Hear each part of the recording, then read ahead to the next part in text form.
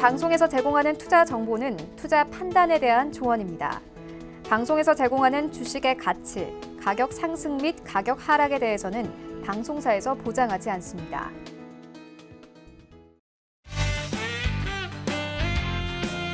안녕하세요. 여러분들의 주식 계좌를 빵빵하게 불려드릴 주유소 1, 2부 진행의 도하나입니다. 자, 여러분들 오늘 시장은 어떠셨나요? 다른 것보다도 날이 굉장히 덥고 습해서 생활하기도 힘든데 이 거리 두기도 격상이 되면서 일상생활에서 이런저런 불편함을 많이 느끼고 계실 것 같습니다. 그래도 우리 시장은 그래도 월요일인데도 불구하고 간밤에 이제 뉴욕 증시의 상승으로 인해서 우리 시장은 견조한 흐름을 보여주는 모습이었습니다. 이런 시장 속에서 어떻게 하면 살아남을 수 있는지 궁금하실 것 같은데 오늘도 시장 이야기와 종목 이야기 저희 위원님들과 이야기 나눠볼 테니까 더운 날씨도 이겨낼 수 있는 주유소 방송 1, 2부 끝까지 함께해 주시면 감사하겠습니다. 그리고 무엇보다 주유소는 여러분들을 위해서 채널 활짝 열어두고 있으니까요. 노란톡도 좋고 유튜브도 좋고 여러분들 편하신 채널 들어오셔서 함께 즐겨주시면 2배로 재미있게 즐길 수 있다는 점까지 안내해 드리도록 하겠습니다. 자, 월요일을 책임져 주시는 리 브라더스시죠. 저희 이정수 전문가님과 이주연 전문가님 모십니다. 위원님들 어서 오세요.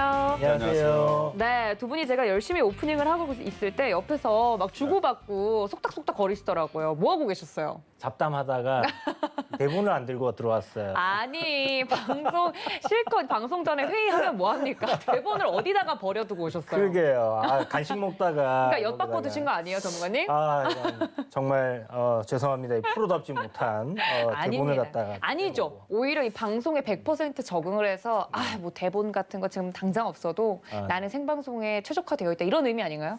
근데 대본은 제가 드렸어요. 그래요? 제 거를 드렸어요. 혹시 매니저신가요? 네. 그건 아니고요. 저는 따로 이렇게 정리된 게 있어요. 그렇구나. 네. 다행입니다. 이게 네, 리브라더스가 다행이죠. 서로 이렇게 도우면서 방송을 함께 해주셔가지고 오늘도 큰 사고 없이 넘어갈 것 같네요. 알겠습니다. 뭐 시장 이야기를 하기 전에 우리 위원님들과 이야기를 나눠봤고요. 오늘 시장 같은 경우도 여러분들 좀 힘드셨을 것 같아요. 시장은 강한데 실적들은 발표가 계속되고 있는데 내 종목은 꼼짝없이 지금 움직이고 있지 않다 하시는 분들을 위해서 좀 더 종목 이야기 세밀하게 해주는 두 분과 함께하고 있습니다. 그리고 노란톡 활짝 열어두고 있습니다. 서울경제TV 주유소 이제 공식적으로 들어오시는 채널도 있고요. 저희 위원님들 각각 어떻게 하면 들어올 수 있는지는 문자로 현재 링크를 보내주시면 관련된 링크를 보내드리고 있습니다. 샵 0082번으로 늘 문자 상담해 주시는 그 번호로 저희 위원님들 이름 석자를 적어서 보내주시면 노란톡 들어갈 수 있는 방법 자세하게 알려드리고 있으니까 지금 바로 신청해 주시면 좋을 것 같습니다. 자, 위원님들과 함께 오늘 시장 이야기를 좀 자세하게 짚어보고 넘어가도록 하겠습니다. 간밤에 뉴욕 증시는 계속해서 신고가를 경신하고 있다고 하는데 뉴욕 시장 너무 좋은데 우리 시장도 잘 갈 수 있을지 궁금하실 것 같네요. 오늘 우리 시장에 위원님들이 생각하신 뇌구조 키워드 어떤 것들이 있는지 함께 보시죠. 네, 탄소국 국경세죠. 네, 제가 지금 귀에서 여러 가지 목소리들이 들리고 있어서 탄소 국경세, 그리고 코로나19, 그리고 메타버스, 거리두기 4단계까지 키워드로 정리를 해보도록 하겠습니다. 여러 가지 키워드들이 오늘 시장에도 있었는데요. 뭐 여러 가지들 키워드들이 있었는데 이 중에서 우리 위원님들이 적어주신 것이기 때문에 관련돼서 이야기를 좀 자세하게 해볼 수 있을 것 같습니다. 제가 괴상하게 읽은 탄소 국경세부터 이야기를 해보도록 하겠습니다. 이래서 띄어쓰기가 굉장히 중요해요. 맞아요. 네, 탄소 국경세 이야기를 해볼 텐데 관련돼서 사실 이 이야기를 몰랐던 건 아니지 않습니까? 그렇죠. 늘 있었던 얘기였죠. 늘 있었죠. 너네 이제 더 이상 탄소 배출 많이 하는 나라는 경제적으로 보복을 해줄 거야. 우리랑 이제 더 이상 교류 못해. 이렇게 못 박아둔 거는 경고는 계속 해왔는데 돈 더 내라는 얘기죠. 그렇죠. 돈 더 내라. 이제 중국같이 막 이렇게 그렇죠. 탄소 많이 쓰는 나라들은 그렇죠. 우리랑 교류 안 해. 약간 이런 것들인데 경고는 계속 해왔는데 이게 오늘 시장에 왜 또 이슈가 됐는지 궁금해하실 것 같아요. 관련돼서 이야기 좀 해주시죠, 위원님들. 일단 탄소 국경세에 대해서 제가 먼저 말씀을 좀 드리면은 일단 얘기는 계속 있었습니다. 근데 이 얘기가 하루 이틀만에 끝날 게 아니고 지난번 6월 달에서도 이제 그 법안에 대해서 얘기가 한번 나왔었는데 그때 나왔던 얘기가 뭐냐면은 6월 달서부터 계속적으로 이제 얘기가 계속될 거란 얘기. 그러니까 얘기들이 계속 된다는 얘기가 입법이 되고 나서 계속 그 법안들이 더욱더 강화가 되거나 확대를 시키거나 그리고 또 모여서 또 얘기를 하고 그러니까 작전회의죠. 계속 또 모이고 또 모이고 또 모이고 또 모이고 이런 부분들인데 지금 데스밸리가 라스베가스하고 이제 가깝게 떨어져 있는 데스밸리 같은 경우가 지금 56도, 뭐 라스베가스도 뭐 56도, 52도, 뭐 이런 이제 살인 폭염이 지금 시달리고 있는 이제 상황인데요. 뭐 불도 났다라 그러죠.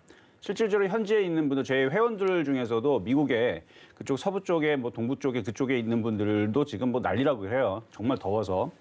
그리고 그 부분이 이제 미국만 그러는 게 아니고 스페인도 지금 44도 폭염이고요.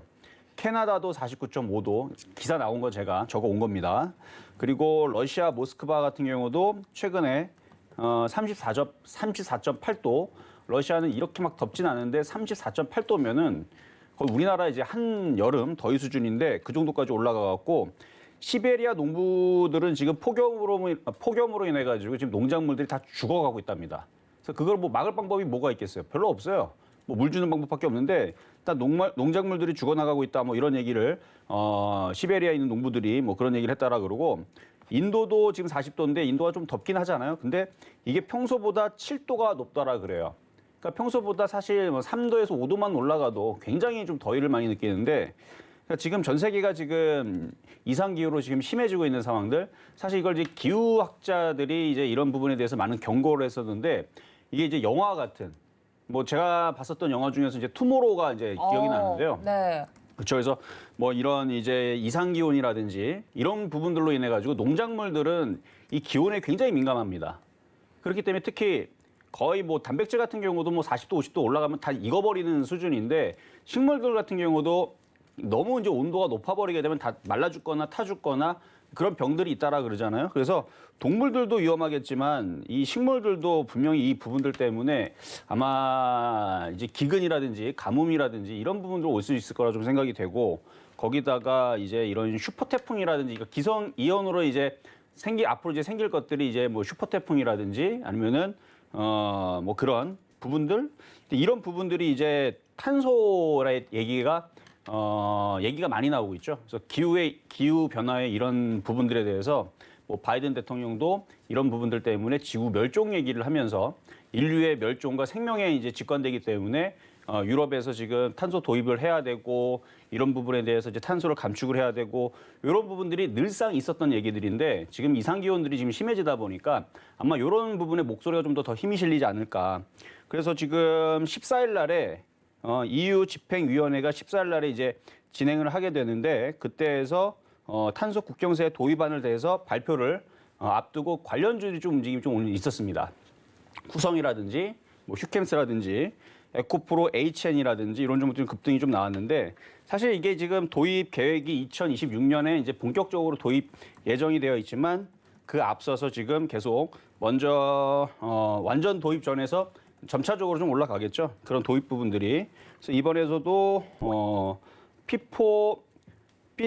P55에 대한 그러니까 55% 정도 감축에 대한 입법 패키지를 이번에 얘기를 지금 나올 거라고 발표가 할 것이라고 좀 알려져 있는 상황인데 이게 뭐냐면은 이제 탄소 국경 조정 메커니즘 그러니까 CBAM에 대한 법안에 대한 내용이 이번에 공개가 된다는 얘기인데 그러니까 CBAM이 앞으로도 많이 용어들이 많이 나올 것 같아요. 그래서 이게 뭐냐면은 이제 탄소 국경 조정 메커니즘이라는 건데 이 법안의 내용들이 이번에 공개될 것으로 알려졌고 이게 구체적으로 점점 이것뿐만 아니라 구체적인 얘기들이 점점 더해지면서 좀 이슈화되지 않을까. 그래서 이런 것들이 이제 법안이 구체적으로 나오게 되면 1차적으로는 2023년부터 전기, 시멘트, 비료, 철강, 알루미늄 등에 대한 뭐 탄소 배출이 많은 품목에 대해서 CBAM을 적용하는 방안을 검토 중에 있다. 그래서 뭐 이제 3년 이후에서 이제 과도 기간을 거치고 나서 본격적으로 시행을 할 것이다. 뭐 이런 내용들인데요. 아마도 이런 얘기들이 점차적으로 좀 강화가 되면서 왜냐하면 지금 기후가 심각하니까 그렇죠? 여러분 보더라도 전 세계적으로 난리다 보니까 그래서 우리나라도 지금 날씨가 좀 더워지고 있는데요. 우리나라 위도가 38도인데 그 라스베가스라든지 이런 데서 위도하고 그렇게 큰 차이가 나질 않습니다. 그럼 우리나라도 좀 지나면 40도 혹은 50도까지는 모르겠는데 40도가 넘어가는 이런 폭염이 나오지 않을까라는 부분에서 이쪽에 있는 탄소 국경세에 대한 이슈들 좀 살펴봐야 될 것 같아서 좀 말씀을 드려봤습니다. 네, 정말 뭐 이게 먼 나라 이야기가 아니고 먼 미래 이야기가 아니고 정말 저희가 피부로 체감하고 있는 내용이기 때문에 이제는 정말 뭐 끝에 다다랐다 이런 느낌인 것 같아요. 여기서 더 제재를 강하게 가하지 않으면 미래가 좀 불투명해진다는 이야기까지 나오고 있으니까. 화성으로 가야 돼요. 화성. 이렇게 또 화성 가서 우주 살아야 관련주 이야기로 넘어가나요? 사실 네, 오늘 관련된 우주 관련 사업 관련주들도 사실 좋았거든요. 근데 여기서 이정수 전문가님 정말 자세하게 이야기를 해주셨지만 우리나라 같은 경우는 수출로 먹고 사는 나라기 때문에 여기서 관세를 더 부과하게 되면 사실 국내에 있는 산업들한테 굉장히 큰 부담감으로 다가올 수 있는 부분이잖아요. 그럴 수 있죠. 네, 뭐 예를 들어 뭐 알루미늄 하나를 팔더라도 그렇죠. 뭐 반도체 하나를 팔더라도 너네 탄소 많이 배출한 나라 아니야? 그러면 이제 돈 더 내. 약간 그렇죠. 이렇게 되는 거니까. 돈을 더 내야 되는 상황인데 그렇죠. 사실 우리나라보다도 중국을 겨냥하는 부분들이 좀 강해서 네. 사실 뭐 우리나라는 잘 피해갈 거라 생각이 됩니다. 우리나라는 그래도 좀 나을 거다. 그렇죠. 중국보다는 약간 중국을 겨냥한 내용이기 때문에. 그렇죠. 아무래도 전 세계에서 탄소 배출 가장 많이 하는 나라. 곳이 그렇죠. 근데 눈치를 별로 안 보시는 것 같더라고요. 전 세계 공장이잖아요. 그러니까 예전에는 진짜 눈치를 안 봤어요. 예. 요즘에 눈치 보더라고요. 그죠. 이제 탄소 중립 얘기도 시진핑이 다행이네요. 얘기를 예. 하고 있고. 이게 그러니까 누구 들으라고 하는 얘기인데 그 당사자만 안 듣고 주변 사람들만 힘들어요. 예전에는 환경을 막 시켜도 뭐 돈 내라거나 이런 부분이 없었기 때문에 돈, 자기 맘대로 했는데 그렇죠. 지금은 이제 수출하려고 하는데 야, 너네들 그 탄소 많이 배출하니까 네. 관세 뭐 한 예를 들어서 한 100배 내. 그러면은 그 돈을 내고 수출을 못 하니까 그럼 수출이 안 되잖아요. 네네. 그러니까 이제 이 부분에 대해서 중국도 좀 신경을 좀 쓰는 것 같다라는 느낌이 지난번에 이제 그 기후 협의 때 적극적으로 참여하겠다고 시진핑 주석이 얘기를 했었죠. 예. 원래 그렇게 얘기 안 했죠. 맞아요. 뭐 열심히 내라고는 하지만 뭐 안 들리는 척 그렇죠, 이렇게 그렇죠. 했었는데 그래도 이젠 좀 피드백 반응이 오는 것 같다. 그렇죠. 뭐 이런 이야기가 나오면서 관련된 주가들의 흐름도 오늘 포착이 좀 됐고요. 질문이 또 올라왔는데 탄소 국경세가 중국을 겨냥한 거면 그럼 우리나라는 역으로 피해 혹은 수혜를 받을 수 있는 부분들이 있을까요? 하고 물어보시네요. 뭐 탄소 배출권에 대한 부분들이 아무래도 좀 많이 부각이 될 것 같고요. 그다음에 이제 중국 같은 경우는 사실 대비를 지금 굉장히 좀 잘 해내고 있고 제 생각에는 중국만큼 빠르게 또 할 수 있는 국가도 없을 거라고 생각돼요. 독재 국가에다가 그렇죠. 공산당이라는 부분에서 하면 해야죠. 뭐. 해야 되잖아요. 그러니까 지금 뭐 우리나라 같은 경우는 이제 자율시장 경제이기 때문에 어떤 법을 도입하고 이런 부분으로 이제 불이익을 줘서 그런 쪽으로 이제 가도록 만드는 부분인데 보셨던 것처럼 지금 철강주들 우리나라 굉장히 좋게 움직이고 실적도 잘 나오는 이유 중에 하나가 중국에서 이제 철강 같은 거 생산하는 부분에 있어서 탄소 배출 굉장히 많이 되다 보니까 생산량을 감축해 버립니다. 이거는 사실 중국 같은 나라가 아니면 할 수 없는 일이거든요. 그렇죠. 그런데 뭐 그렇게 이제 하고 있고 그다음에 전기차 가장 많이 지금 폭발적으로 증가하고 있는 부분들이 결국 또 이제 중국 시장이고 하기 때문에 네, 투자를 아끼지 않고 있죠. 네, 그쪽에서 이제 살아남기 위해서 해야 되는 부분이고 그리고 이제 중국뿐만이 아니라 이거는 어떻게 보면 이제 인류 전체가 이제 뭐 지구를 버리느냐 아니면 지구에서 계속 살아가느냐 이 선택의 기로에 놓여 있는 부분이기 때문에 아무래도 이제 계속 할 가능성이 높다라고 봐야 되는 부분이고 네. 국내 기업 같은 경우도 지금 현대제철이 지금 실적이 좀 잘 나오는 편인데 네.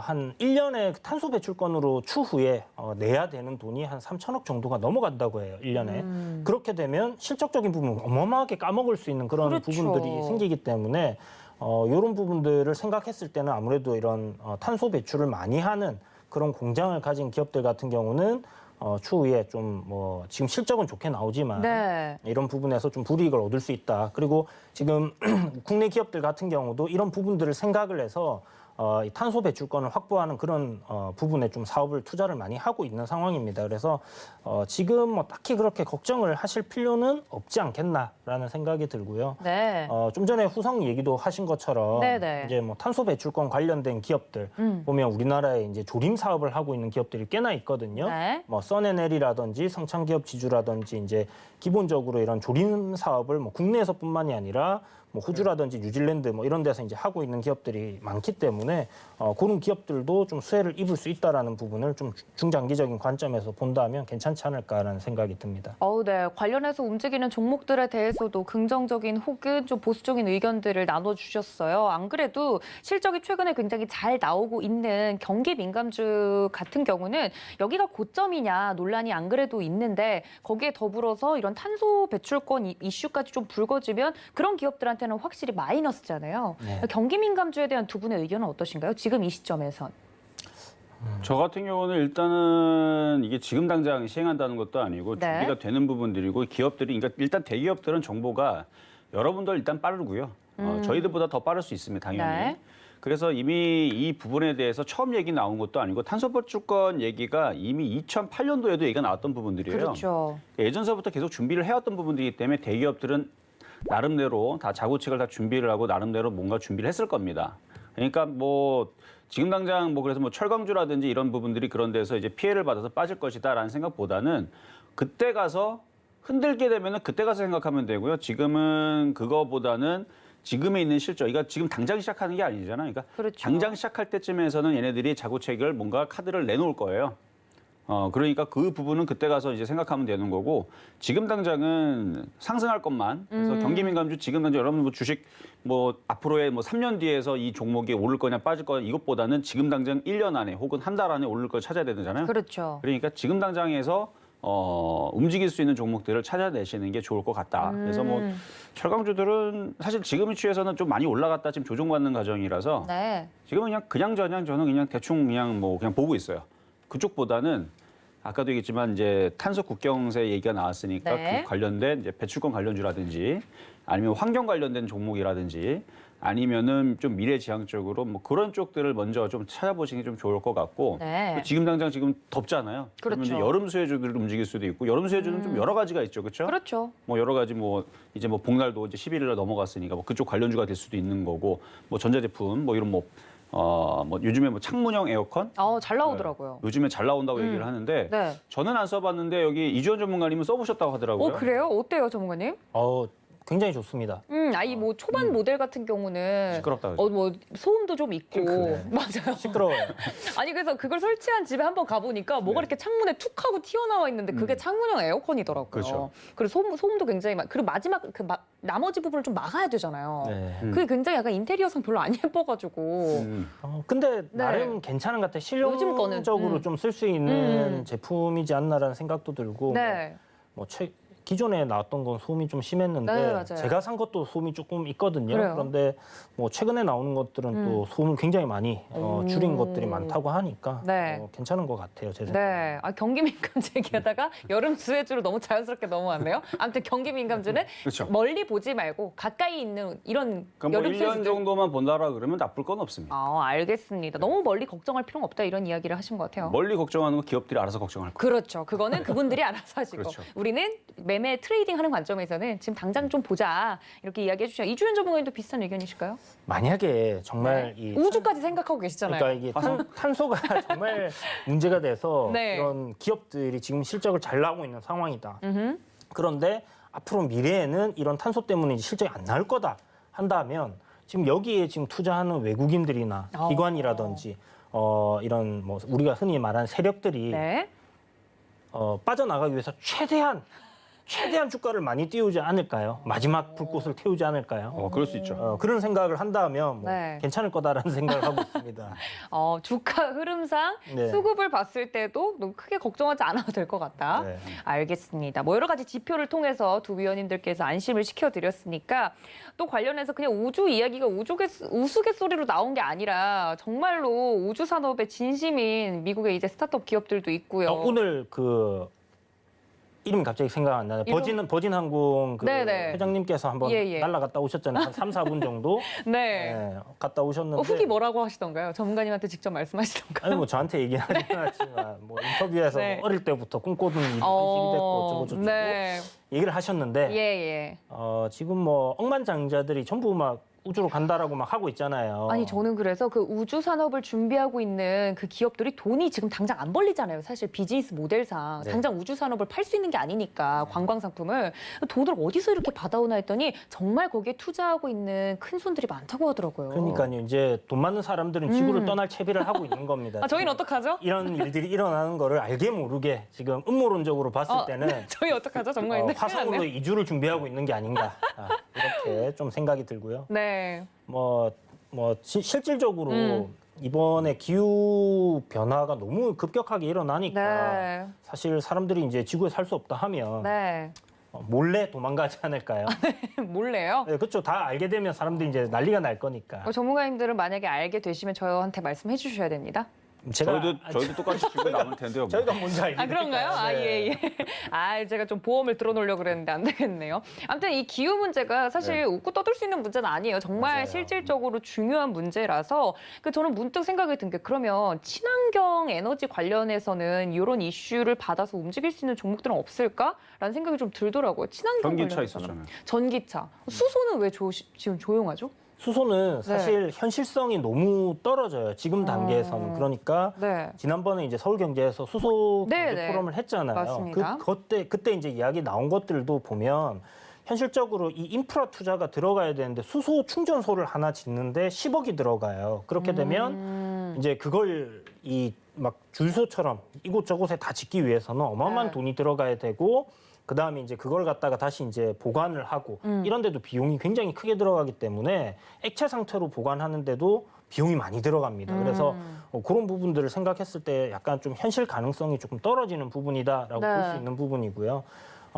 제가 생각하는 부분은 이제 실질적으로 수소차보다는 네. 뭐 수소 발전소라든지 크게 이제 전력을 생산하는데 수소가 이용이 된다고 하면 네. 뭐 지금보다는 조금 더 친환경적으로 에너지를 만들 수 있지 않겠나 하는 부분이라서 네. 그래서 수소 쪽을 얘기할 때는 항상 인프라 쪽을 먼저 보시라고 제가 이야기를 드리고 있는 거고 네. 요 이제 전기 자동차나 뭐 이런 부분들도 있지만 지금 실질적으로 우리가 쉽게 좀 할 수 있는 부분, 쉽게 접근을 할 수 있는 부분이 기술력으로도 네.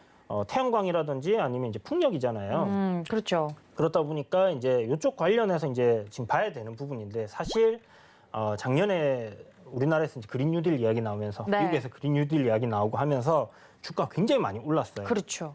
그래서 사실 지금은 뭐 가격적인 메리트도 고밸류에이션적인 측면이 있기 때문에 좀 쉽게 접근하기는 어려울 것 같긴 한데 그래도 뭐 국내에서 지금 진행하고 있는 사업들에 대한 기사를 좀 본다면 네. 뭐 새만금의 뭐 신재생 에너지 클러스터를 만들어서 뭐 진행을 한다라고 하고 이제 이런 부분들이 있거든요. 그렇다면 뭐 새만금 관련주들 뭐 관련해서 좀 볼 수 있지 않겠나 이렇게 생각이 듭니다. 그 안에서도 좀 지금 당장 좀 현실 가능성 있는 쪽을 보는 게 좋겠다. 친환경 에너지 관련해서는 이정수 전문가님은. 일단 수소 기술이 점점 발전을 하더라고요. 네. 그래서 뭐 이전 전문가님이 얘기하셨던 게 이제 기존의 일반적인 이제 사실이었었는데 저도 최근에 기사를 보다가 사실 이제 우리가 이제 수소를 얻어내는 방법이 여러 가지가 있잖아요. 그 중에 하나가 이제 작년, 재작년에 이제 대두가 됐던 게 이제 부생수소. 화학 그 과정에서 나오는 부분인데 이게 너무 소량이다 보니까 여기에서 수소를 얻어낸다고 해가지고 이거를 우리가 쓰기에는 너무 양이 적어요. 그럼 이거를 이제 막 전기 분해하고 하려 그러면은 이게 또 에너지가 너무 많이 들어가다 보니까 이게 효율이 떨어져가지고 그 부분에 대해서 이제 왈구왈구 그랬었는데 최근에 이제 기사가 있었어요. 제가 이것 읽고 자세하게 읽지는 않았는데 지금 내용을 찾아보니까 한국에너지기술연구소에서 그러니까 우리나라 수소연구단 김창희 박사님이 연구진들이 그 물을 전기분해해서 최대 그 효율이 84%.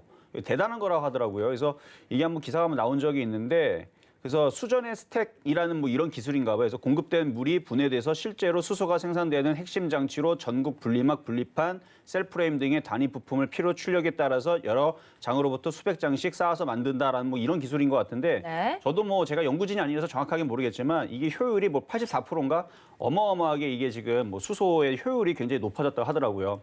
근데 이제 제가 말씀드리고 싶은 건 뭐냐면 점차적으로 이 기술이라는 거는 이제 발전되는 거니까 그렇죠? 계속 발전되는 거니까 나중에서는 고효율의 뭐 수소차들도 나중에는 좋아질 거는 같아요. 근데 지금 당장 그게 어렵다라기보다는 제 생각은 이겁니다. 기업 입장에서는 이윤을 많이 남겨야 돼요. 그렇죠. 그러면 가장 좋은 날아다니면서 순간이동하는 자동차를 팔기 전에 먼저 꼬물딱지 차부터 팔아야 되는 겁니다. 단계별로. 그렇죠, 단계별로. 새 상품 나오기 전에 할인 막 그럼요. 저도 최근에 좀 당하긴 했는데. 네, 당하셨어요. 네. 네, 저 이렇게 잘 알아보고 사시는 현명한 소비자인 이정수 전문가님이 당할 샀는데 정도면. 새로운 제품이 있더라고요. 아, 예, 그러셨군요. 그러니까 정말 좋은 제품을 이미 만들어 놓고 어. 밑에서부터 팔기 때문에 전기차 팔고 아주 징그럽게 그냥 우려 먹으면서 그렇죠? 사고 우려내듯이 열심히 예. 팔아낸 다음에 그 다음에 이제 또 그 다음 업그레이드 버전 나오면서 그래서 경쟁을 그래서 해야 되는 겁니다. 그래서 이 경쟁이 그래서 좋은 거예요. 네. 뭐 일례로 뭐 여러분들 만약에 그 AMD CPU 없었으면요, 여러분이 여전히 인텔 아마 그 듀얼 코어 쓰고 있었을 거야 아마. 근데 지금 뭐 코어 지금 막 20개 이제 코어가 가상 코어까지 막 20개 나오고 이러거든요. 그러니까 지금 경쟁이라는 게 그래서 그러니까 소비자가 웃으려면 경쟁이 돼야 되는데 지금 그래도 열심히 경쟁 중에 있으니까 그래서 기술의 발전과 그런 부분이 나중에서는 이제 수소차도 좋은 것들이 좀 나올 것 같아서 그래서 뭐 그쪽 관련주 그리고 아까 전에 우리가 이제 현대제철 얘기했잖아요. 그 생각도 했어요.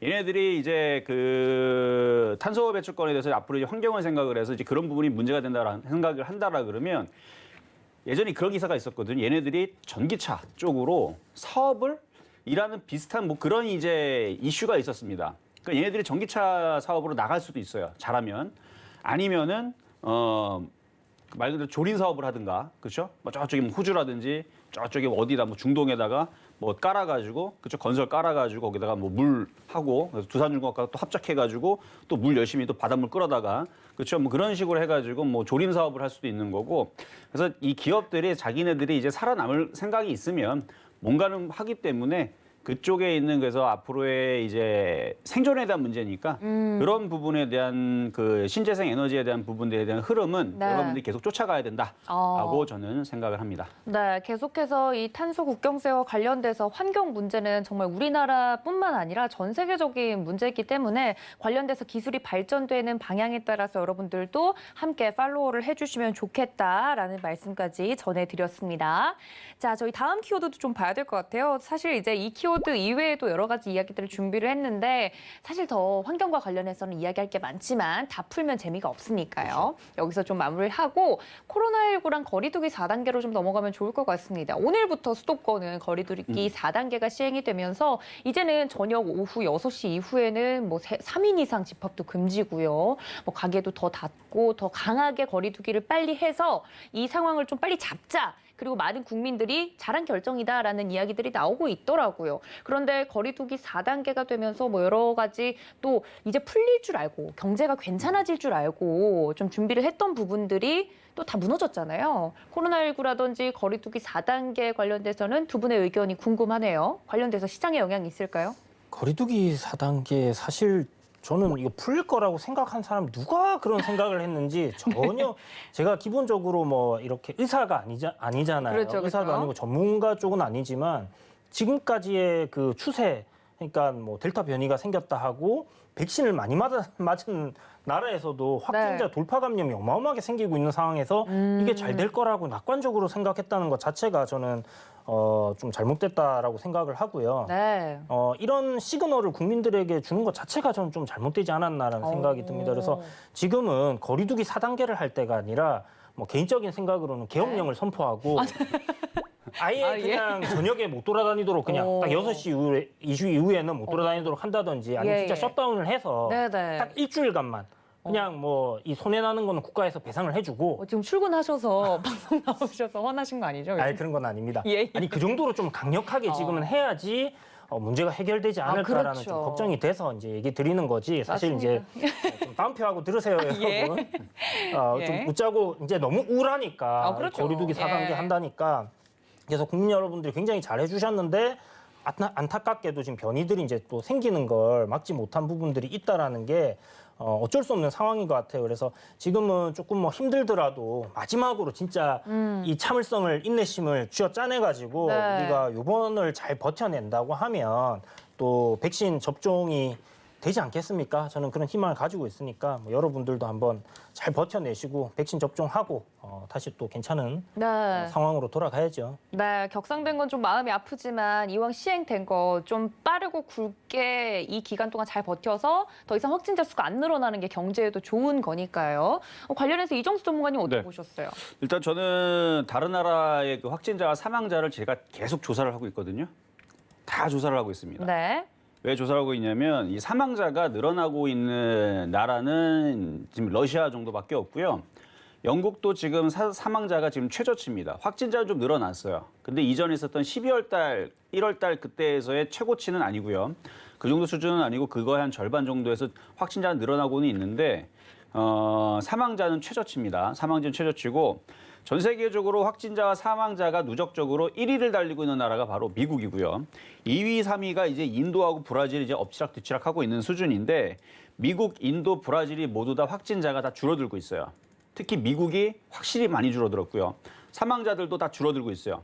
당연히 미국은 최저치로 많이 줄어들고 있는 상황이고, 그래서 미국, 인도, 브라질, 영국까지 사망자, 우리나라까지도 사망자는 줄고 있습니다. 우리나라 오늘 사망자 1명 나왔어요. 어제 5명 나왔고요. 엊그저께 4명이가 나왔고요. 그 전에서는 2명, 2명, 2명, 1명. 그러니까 평이해요. 사망자는 늘지 않고요.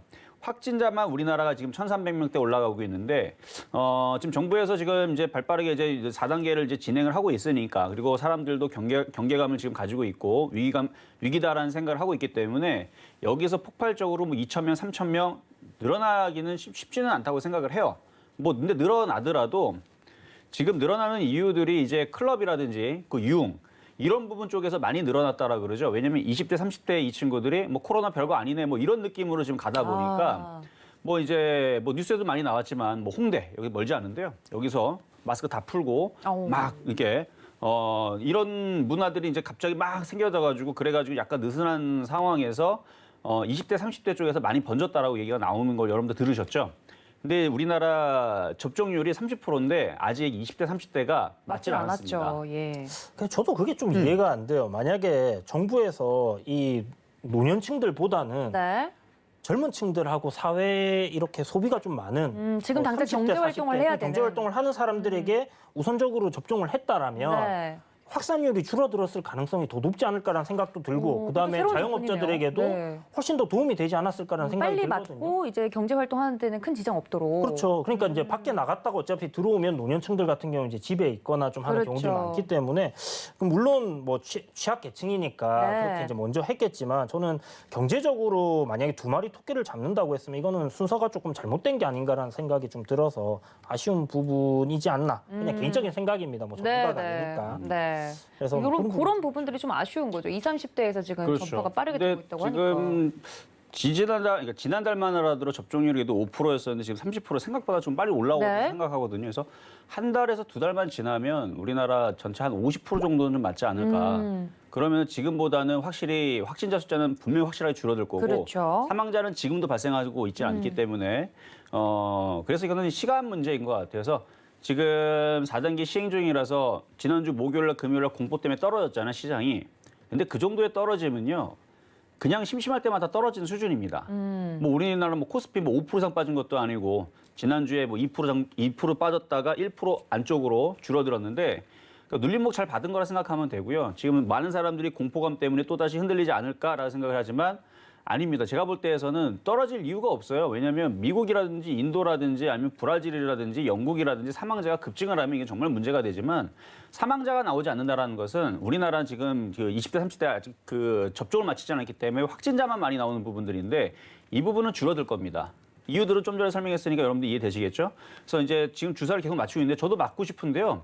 다 예약 중이에요, 다. 그러니까요. 그래서 못 맞는 건데, 이게 이제 더 풀리고 더 많은 사람들이 이제 어느 정도 맞았으면 이제 맞는 사람들이 이제 안 맞으면 다른 사람이 맞을 거 아니면, 저도 제가 볼 때에서는 한 달, 2달 정도 지나면 이제는 쉽게 맞을 수 있다고 생각을 하거든요. 물론 그걸 가봐야 되지만, 그러면 확진자는 분명히 줄어들 거고, 그러면은 주식시장은 올라가겠죠. 그러니까 조금만 더 참으시면은 주식하시는 분들은 이 그 4단계로 인해서 지금 소비주들도 참 웃긴 게 급락을 해야 되잖아요. 다 반등 나오고 있어요. 안 빠집니다. 그러니까 세력들도 이걸로 인해서 소비주들이 박살나지 않는다라는 걸 아는 거예요. 그러니까 소비주가 살아난다는 걸 알고 있는 것 같아요.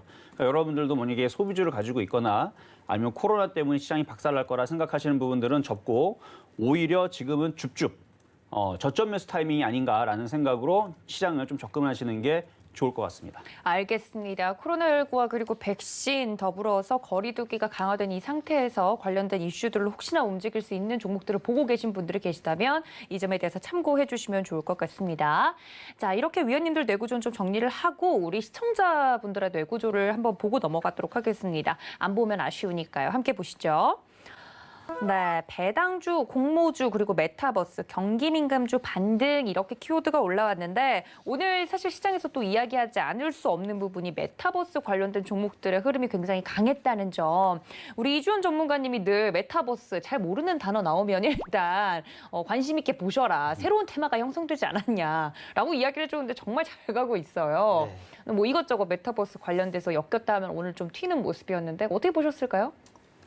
메타버스가 지금 대략적으로 한 달 정도 된 것 같아요. 보통 이제 듣도 보도 못한 이런 테마가 나오면 네. 그냥 사서 묻어두라는 이제 증시 격언이 있는데 격언이 있나요? 네, 저번에? 있어요. 그래서 이제 보통 이제 이게 뭐지? 라고 생각이 되면 이해가 잘 안 가고 네. 생소하고 이런 부분들은 좀 크게 가는 큰 테마들이 만들어지는 경우들이 상당히 많은데 이런 메타버스가 어떻게 보면 사실 예전에 이제 VR 관련주들, AR 관련주들 해서 예전에 한번 시세를 좀 냈던 부분들이 좀 더 이제 이름이 좀 바뀌어서 이렇게 좀 고급지게 바뀌었죠. 메타버스라고. 그렇게 바뀌어서 지금 전체적으로 좀 시장에서 상승이 나오고 있는 상황인데 처음에는 이게 그렇게 몇 종목이 안 됐어요. 그런데 지금 한 종목, 두 종목 저도 메타버스입니다 하고 대선주들이 막 올라가고 할 때 막 저도 네. 대선주입니다 하고 막 올라가듯이 테마가 상당히 좀 커지고 있어요. 그러니까 뭐 이렇게 한 몇 종목들이 반짝하고 끝나는 테마로 끝나는 게 아니라 계속해서 새로운 종목들, 새로운 이제 메타버스 관련주들이 계속해서 부각이 되면서 전체적으로 이 테마군들이 굉장히 커지는 거죠. 그럼 이럴 경우는 테마들이 길게는 한 3개월 정도 상승하는 흐름들이 나온다라는 부분들을 여러분들이 좀 참고하시면 좋을 것 같고, 오늘도 뭐 메타버스 관련주들이라고 해서 좀 많이 올라온 종목들도 있고 또 부각이 된 종목들도 있는데 이런 종목들 급등할 때 따라 붙지 마시고요. 잔잔하게 조정이 나오고 거래량이 확 줄었을 때 그럴 때 저점을 노려보시는 공략이 저는 유효하다라고 생각이 되고 지금 현재 시장에서 시장이 좀 안 좋고 조정이 나오더라도 우상향 흐름을 계속 이어가고 있는 섹터 테마가 결국은 이 메타버스다. 그래서 여전히 괜찮은 테마주로 생각이 들고요. 단기적으로 공략하기에 네. 그런 식으로 여러분들이 좀 정리를 해서 한번 유심히 좀 살펴보시는 게 좋지 않겠나라는 생각이 듭니다. 네, 사실 뭐 메타버스가 그 개념 자체를 이해하는데도 오래 걸릴 만큼 생소한 것이긴 했는데 지금은 뭐 여러 가지 큰 대기업에서도 그렇고요. 여러 가지 기관에서도 이 메타버스 가상현실에서 실제로 상점도 열고 있고 거기서 이커머스, 그러니까 경제 활동도 좀 일어나고 있고 실제로 행사도 이렇게 이 가상 공간에서 일어나는 부분들이 많다고 해서 미래 가치가 어느 정도까지 점쳐질 것이냐 궁금증이 많으신 것 같은데 관련된 종목들이 하나둘씩 늘어나고 있으니까요. 이정수 전문가님 어떻게 생각하세요? 메타버스. 맞아요. 지금 그런 이제 상점이나 여러 가지 이용되는 부분도 있고 뭐 게임에서도 충분히 활용할 수 있는 부분들도 있고 이미 게임에서는 이용이 됐었었죠. 가상현실에 대해서 이용이 됐었었는데 그래픽 기술이나 이런 것들이 많이 떨어져서 그런 정도는 아니었는데 요즘에서 이제 그런 이제 인공인간까지도 여러분들 보시면은 요즘에 여러분 무슨 카드 회사인가요? 뭐 어디 회사의 그 광고 그 춤추는 그 여자분이 인공인간이었다라는 얘기를 하죠. 아마 아시는 분들은 알 거고 이 사람이 진짜 이게 사람이 아니었고 가상현실의 인간이었나라고 하게 되면 여러분 깜짝 놀라실 텐데 인터넷 찾아보시면 그런 인공인간들이 지금 활동을 하고 있습니다. 모델로. 그런 부분들도 있는 거 보면은 이게 이제 참 기술이 참 대단한 것 같아요. 그래서 이런 부분들이 이제 널리 좀 쓰일 수 있는 부분들인데 오늘 좀 기사화가 됐던 이제 이슈가 됐던 부분들은 이 메타버스 기술로 적용을 해가지고 인공 감각 개발 소식이 좀 전해졌는데 이게 국내 연구진에서 최근 이제 이 부분에 대해서 이제 네이처 일렉트로닉스에 이제 게재가 돼 있는데 연구 결과가 이제 전자공학 분야 국제 학술지인 네이처에 이제 게재가 되면서 이제 이슈가 된 건데요. 이게 뭐냐면은 메타버스 기술을 적용을 해서 적용이 가능한 인공 감각 시스템을 개발하는데 성공을 했다라는 걸로 지금 얘기가 좀 나와진 건데 카이스트 바이오 및 뇌공학과, 고려대 전자정보공학과, 한양대 신소재공학부 공동 연구팀이 만들었다 그러니까 뭐 대충 보더라도 뇌, 그렇죠? 뭐 바이오, 뭐 전자정보, 신소재. 그러니까 뭔가 감각과 뭐 뇌와 그러니까 정확하게 저도 이거를 뭐 학술지를 본 건 아니니까 그래서 이런 쪽으로 해서 나중에서 이제 메타버스 가상현실과 뭐 감각 기관까지도 뭐 따끔한거나 뭐 따뜻하거나 뭐 이런 것들을 뭐 이런 걸 느낄 수 있는 그런 것들에 대한 연구가 아닌가 싶은데 일단 인간 피부와 신경 모사형 인공감각 인터페이스 시스템을 개발했답니다. 그러니까 여기 이미 벌써 여기 답이 나와 있잖아요. 인간 피부와 그다음에 신경 모사형 인공감각 인터페이스 시스템. 좀 전에 설명했던 게 아마 비슷하게 맞을 거예요. 그래서 지금 유튜브도 앞으로의 그 가상 공간을 가지고 그러니까 여러분들 이제 집 안에서 VR을 쓰든 쓰지 않든 하여튼 뭐 그런 이제 시스템을 만들어 놓으면 뭐 예를 들어서 어떤 유튜버가 해외 유튜버가 아마존을 가가지고 뭐 악어를 잡거나 아니면 고기를 구워 먹거나 뭐 이러면 똑같은 그 공간에서 여러분들이 생활할 수 있는 그런 이제 VR 그런 시스템을 유튜브에서 지금 만들고 있는 중입니다. 근데 거기에다가 감각까지도 뜨거우면 뜨겁고 따가우면 따갑고 냄새나면 냄새나고 이런 것들을 모두 다 여러분 집에서 집콕하면서 그렇죠? 이 코로나 시대에서 집에서 그 모든 여행과 이런 것들을 뭐 예를 들어 낚시 좋아하시는 분들 집에서 낚시하시는 거예요. 근데 이게 진짜로 정말로 진짜와 같은 그런 이제 가상 공간으로 이제 물론 이 기술이 제가 볼 때는 10년 안에는 좀 지나가야 그러니까 10년 정도는 돼야 좀 될 것 같긴 하지만 어쨌든 이런 시스템들을 지금 준비하고 있다고 하니까 앞으로 이런 이제 활용도들과 이런 미래지향적인 이런 부분에서 아마 이슈가 돼서 움직인 게 아닌가 싶은데 네. 이게 기술이 계속 개발되고 하니까 우리가 영화에서만 봤었던 뭐 그런 이제 수준 이러고 가고 있는 것 같아서 저도 놀랍고 좀 신기할 따름인데 뭐 지금 당장 되는 건 아니니까 이슈도 마찬가지예요. 지금 당장 되는 부분이 아니고 기대감으로 움직이기 때문에 어느 정도 움직였다가 기술이 이제 정체되는 순간이겠죠. 그러면 그때에서 좀 떨어질 것도 생각을 하시면서 추격 매수보다는 새로 움직일 수 있는 그런 부분들을 이제 바닥에서 좀 저점 매수하시는 게 좀 유효하다라는 말씀을 좀 드리면서 네. 어쨌든 그런 이슈가 돼서 지금 메타버스 관련주들의 새로운 플랫폼, 그렇죠? 새로운 플랫폼으로 부상하고 있다는 점이 긍정적으로 작용해서 오늘 좀 많이 움직인 것 같습니다. 네, 두 분께서 메타버스에 관련돼서 의견이 비슷하십니다. 이게 아무래도 많이 떠 있을 때 공략을 하는 것보다는 저점 매수의 구간을 찾아보는 게 좋겠다 말씀을 드렸고요. 자, 저희 시청자 뇌구전 여기서 좀 마무리를 하고 애프터스탁으로 좀 넘어가 볼까 합니다. 관련돼서 애프터스탁에서는 어떤 종목들이 올라왔는지 함께 보면 좋을 것 같은데요. 네, 지금 현재 나오고 있습니다. 함께 보시죠. 네. 자, 애프터스탁에 올라온 종목들을 보면 먼저 인터파크 이야기가 나와 있네요. 인터파크 같은 경우는 오늘 장이 끝나고 나서 공시가 떴어요. 이 코로나19 때문에 계속해서 적자 실적 부진을 겪고 있던 인터파크가 이제는 결국 매각 절차를 밟게 될 것이다라는 이야기가 나오면서 사실 인터파크라고 하면 뭐 티켓, 그죠? 뭐 네. 공연 티켓, 항공 뭐 여러 가지 부분에서 쇼핑 플랫폼으로 많은 사람들에게 사랑을 받았던 곳인데 결국에는 이 코로나19 실적 부진을 이기지 못하고 시장에 나왔다. 뭐 이런 이슈인 것 같아요. 관련돼서 이게 장이 끝난 뒤에 공시가 나왔기 때문에 내일 또 여파가 어떨지 그리고 앞으로 인터파크가 이렇게 시장에 나온 만큼 다른 기업들도 이런 절차를 밟지 않을까 하는 걱정들이 크실 것 같은데 두 분 인터파크 어떻게 보셨을까? 오늘 장중에 흐름 좋았거든요. 나쁘지 않았던 것 같아요. 전체적으로 보면 1월부터 좀 상승세 강하게 올라왔던 게 저는 예. 뭐 이런 그 매각 이슈가 이미 시장에서 돌지 않았나라는 좀 생각이 들고요. 네. 뭐 기본적으로 아까 말씀하신 것처럼 다른 이커머스 업체들처럼 뭔가 이런 쿠팡처럼 이제 뭐 제품을 막 많이 판다든지 이런 네. 부분이 아니라 인터파크 같은 경우는 약간 티켓 쪽, 공연 티켓이라든지 뭐 비행기 티켓이라든지 티켓팅 하는 쪽으로 좀 집중을 했던 부분이 있단 말이에요. 호텔 수수료를 받아가는 형식이었을까요? 그렇죠. 네. 그리고 이제 뭐 호텔을 부킹하거나 그쵸, 그쵸. 이제 여행을 할 때 우리 인터파크로 이제 보통 이렇게 표를 끊거나 하는 부분들이 맞아요. 컸는데 지금 뭐 코로나19 직격탄을 맞았다라고 봐도 무방할 정도의 그런 상황이다라는 생각이 들고 그런 부분에서 이제 좀 매물이 나온 거다라는 생각이 드는데 사실 지금 굉장히 좀 치열해졌어요. 네이버가 지금 업계 1위에 이제 온라인 쇼핑 쪽으로는 이렇게 네. 진행되고 있고 쿠팡이 지금 2위 업체고 지금 뭐 마켓컬리도 국내 상장한다라고 맞아요. 나오고 있잖아요. 뭐 오아시스라는 기업도 있고 네. 그리고 뭐 이베이 코리아 네. 그리고 뭐 여러 가지 있습니다. 뭐 지마켓도 있고 지금 있는 상황인데 그 중에서 이제 인터파크가 좀 살아남지 못하는 그런 형태로 가는 게 아닌가라는 생각이 들었는데요.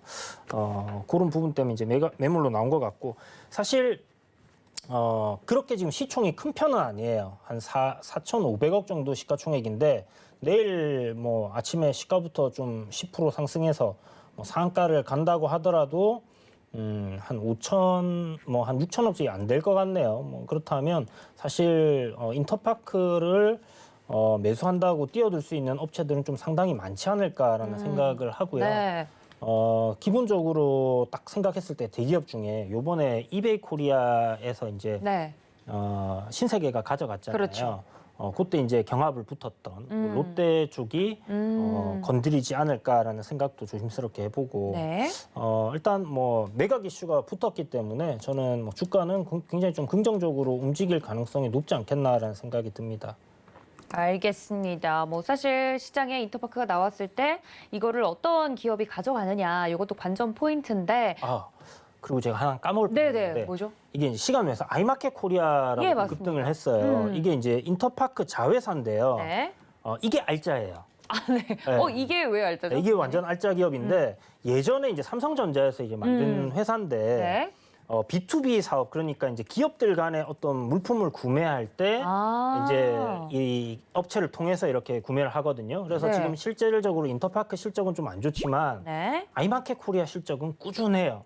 그 이유가 삼성전자 아직도 아이마켓 코리아를 통해서 이 기업 간에 물건을 갖다가 사고 팔고 하는 부분들이 있기 때문에 네. 굉장히 탄탄한 그런 회사고 이 아마존에서 이 B2B 사업을 하는 이런 아이마켓 코리아 같은 네. 비즈니스를 하고 론칭을 했는데 네. 이게 굉장히 잘 됐거든요. 그래서 국내에도 이 그 아마존에서 국내에서 요걸 그대로 들여와서 이제 국내에서 서비스를 하겠다라는 네. 이야기가 나오면서 아이마켓 코리아도 주가가 한 차례 이제 급등을 했었어요. 그래서 지금은 뭐 약간 뭐 저평가라고 좀 생각하기는 그렇긴 하지만 네. 한 몇 달 전만 해도 굉장히 이제 좀 저평가 국면에 있었던 종목이고 인터파크가 만약에 매물로 나왔을 때 이제 이 아이마켓 코리아까지 같이 매각이 되느냐 아니냐 그렇죠. 이 부분이 굉장히 좀 큰 관건이 될 것 그 같습니다. 관전 포인트가 굉장히 중요한데 네. 지금 확인을 해보니까 아이마켓 코리아는 좀 빠진다는 이야기가 있어서 그래요? 네 그러면 의미가 없을까요, 주무관님? 그렇죠. 너무 빠른 인정. 네. 왜냐하면 B2C 같은 경우는 코로나19 때문에 확실히 매출 감소가 확 일어난 부분이 있으니까 네. 인터파크는 힘들 수 있는데 아이마켓 코리아 같은 경우는 B2B로 어차피 이제 돈을 버는 구조니까 오히려 여기가 더 알짜배기인데 여기가 빠지면 인터파크 주가는 조금 기대하기 어렵겠네요. 뭐 그럴 수도 있을 것 같습니다. 그런데 일단 뭐 어떤 식으로 진행이 되느냐 여부를 좀 봐야지 될 네. 것 같고요. 지금 뭐 좀 전에 확인하신 바로는 빠진다고 네. 했으니까 근데 왜 시간이 올랐지? 그러게요. 네. 네. 매각 대상에서 제외가 됐다라는 알짜는 얘기가 사실 잘 나오는데. 팔고 싶지 않겠죠. 그렇죠. 네, 누구나 마음은 비슷할 겁니다. 네. 그러면 이걸 보유하고 계신 분들은 이 이슈가 가장 크게 와닿으실 것 같은데 뭐 이커머스 쪽 잘 간다고 해서 코로나19 시대에 만약에 이걸 매수한 분들이 계시다면 이종수 전문가님 보유하신 분들은 어떻게 하는 게 좋을까요? 수익이면은 잘 팔 준비를 하시면 될 것 같고요. 네. 손실이면은 버텨보시는 것도 괜찮을 것 같아요. 왜냐면은 이제 지금 뭐 4차 그 거리두기 때문에 항공주라든지 여행주라든지 갈 수는 없는 상황이에요. 근데 오늘 보면은 관련주들이 급락 나왔습니까? 오늘 4차 거리두기 오늘 시행했죠. 그럼 네. 오늘 다 한가 가야 되는 거 맞죠, 그렇죠? 한가 가야 되는데 오늘 여행 관련주들, 뭐 항공주들 오히려 좋았죠. 오히려 그쵸 올라가 버렸죠. 네. 그러면 이게 이제 시간이 지나게 되면 반등을 줄 수 있는 여지가 충분하다는 얘기거든요. 그래서 지금 뭐 이커머스 시장에 대해서 얘기들이 이제 많이 나오고 있는데 이미 이커머스 시장들은 이미 대기업들이 막 뛰어들고 있는 상황이라서 조금 이게 어떻게 판가름 될 건지 누가 마지막에 승자가 될 건지 사실 이거 맞추기 좀 어렵다고 보지만 저도 네이버 쇼핑을 잘 이용을 하고 있는 입장에서 네. 네이버도 쉽게 질 것 같지가 않고요. 기존에 있는 뭐 신세계, 롯데라든지 뭐 이런 데도 쉽게 질 것 같지는 않아요. 근데 거기에서 틈바구니에서 뭘 잘 팔거나 뭐 이런 부분에서 잘 하면 그 부분에서도 충분히 얘네들도 어찌 매각이 되는 대상에서는 원래 호재가 되니까 그런 부분도 있을 수 있을 것 같고 여행 산업들이 전 죽었다고 보지 않고요. 오히려 이제 점점 좋아질 수 있는 부분을 더 본다라 그러면 우상향으로 더 그런 부분에서도 갈 수 있다고 보거든요. 근데 제가 이거 아까부터 이거 보면서 무슨 생각을 했었냐면 네. 제가 2016년도 10월 달에 서울정리에서 이제 타방송 넘어갔는데 2015년도 말과 2016년도 초반 때에서 그때 강연회를 갔는데요. 어떤 그 전문가는 아니고요. 이제 증권사 직원인데 자기가 아는 사람하고 이제 자산운용사를 같이 해가지고 자금을 모아가지고 대략 한 80억 정도를 모아가지고 뭘 투자를 한대요. 그래서 막 종목을 막 자랑을 해요. 뭔가 봤더니 인터파크를 그렇게 모은다고 하더라고요. 그때가 2015년도 하반기하고 2016년도인데 많이 빠졌는데 이걸 어떻게 보냐고 물어보시길래 야 이거 좀 더 빠질 수도 있겠는데요. 그랬더니 뭐 그럴 리 없다고 자기네들이 열심히 매집해가고 올릴 거라고 그랬는데 그때 대비 마이너스 이게 4년 동안 1년, 2년, 3년, 4년, 5년 동안 빠졌는데요. 마이너스 90% 찍었습니다. 아마 그 자산운용사 아마 망했을 것 같아요. 아니 굉장히 담아두시는 스타일이신가 봐요. 아니요. 갑자기 생각이 났어요. 예. 갑자기 생각이 났는데 네. 그래서 저는 분명히 이거 그때 당시 좀 더 빠질 수 있으니까 좀 조심하는 게 좋을 거라 그랬는데 굉장히 확신에 차 있길래 야 그러면은 뭐 더 살 돈이 있나 해서 그러니까 여러분들도 네. 그 하여튼간 바닥주라고 그러니까 많이 이때 당시 분명히 많이 빠진 게 맞았었어요. 근데 아무리 많이 빠져도 미래를 보고 이제 가야 되는 부분들과 이게 이제 그렇게 해서 실패하는 경우들도 있어요. 그러니까 함부로 네. 막 그런데 막 여기저기에서 막 이런데 현혹되지 마시고 그래요. 하여튼간 많이 빠졌다가 올라가네요. 그래서 네. 오랜만에 봐서 그래서 신기해가지고 반가웠군요, 종목을 보니까. 그렇죠. 오랜만에 네. 그러니까 이터파크라는 종목을 전혀 안 보고 있다가 가끔 가다가 왜냐면 저는 이렇게 바닥에서 돌아 올리는 걸 보거든요. 네. 근데 지금 돌아 올려가지고 이제는 좀 좋아 보이긴 하는데 저는 원래 이슈가 좀 시끌시끌하고 이게 좀 어떻게 확실하게 흘러갈지가 안 보이면 네. 저는 똥이 무서워서 피하는 게 아니고 더러워서 피하는 거기 때문에 그래서 이런 종목들은 저는 잘 건드리지는 않아요. 네. 건드리지는 않지만 차트나 거래량을 봐서는 시간에서도 많이 올랐고 좀 더 이슈가 되면서 우상향으로 좀 가지 않을까. 그래서 갖고 있는 분들은 수익이 났다면 네. 분할 매도하시고요. 손실이 났으면 버텨보세요 한번. 알겠습니다. 인터파크 장이 끝난 뒤에 공시가 나온 부분에 대해서 두 위원님과 이야기를 또 나누어 봤습니다. 여러분들 위원님들과 이야기 나누다 보니까 벌써 마칠 시간 됐는데요. 노란톡은 24시간 열어두고 있으니까 언제든지 들어와 주시면 되고요. 또 본 방송에서 제공해 드린 정보는 투자 판단에 대한 조언일 뿐 해당 주식의 가치나 수익률을 보장하고 있지 않다는 점까지 알려드리면서 저희는 잠시 쉬었다가 주유소 2부로 다시 돌아오겠습니다. 채널 고정.